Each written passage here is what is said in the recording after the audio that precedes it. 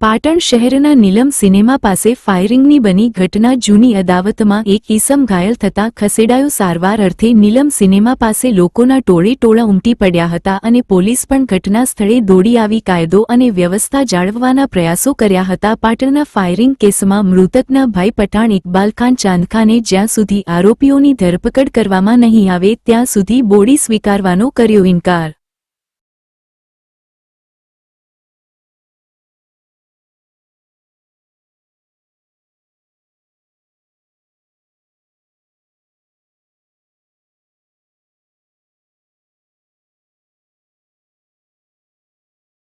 પણ અમારી એક જ વિનંતી છે સાહેબ કે જો સુધી આ કેમિયરને ના પકડે ને એને પણ સજા ન મળે તો સુધી આ બોડીને અમે હાથ લગાવીશું નહીં। પણ સાહેબને ગમે ત્યાંથી ગોતી ને જઈને ને એના જે તે બનાવો હોય મારા ભાઈ સંગના જે પણ એને દુશ્મની કરી છે એ ટોટલ પકડીને લાવશે તો જ હું મારી આ લીટી મૈયત હટાવીશ, નકર હું મૈયત હટાવવાનો નથી। પાટણ ડીએસપી સાહેબને પણ હું વિનંતી કરું છું, આઈજી સાહેબને પણ વિનંતી કરું છું ને આ લોકોને કડીથી કડી સજા ન આપે તો સાહેબ તમે મારા બદલે એટલું ગમે તે કરીને મારી ભાઈની લાશની જરૂરથી તમે આ નીલમ સિનેમાની બાજુમાં એક ફાયરિંગનો બનાવ બન્યો છે જેમાં 2 રાઉન્ડ ફાયર થયા છે।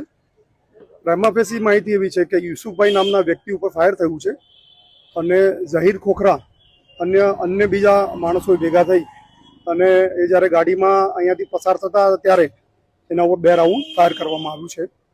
પોલીસ હાલ સીસીટીવી કેમેરા ચકાસી રહી છે અને જિલ્લામાં આ બનાવ અંગે નાકાબંધી આપવામાં આવી છે અને આરોપીનો જે ફોટો છે સર્ક્યુલેટ કરી અને આરોપીને શોધવાની હાલ તજવીજ ચાલી રહી છે। ગંભીર યુવકની પરિસ્થિતિ કેવી છે અને જે ફાયરિંગ કરવામાં જે શું કોઈ જૂની અદાવત હતી?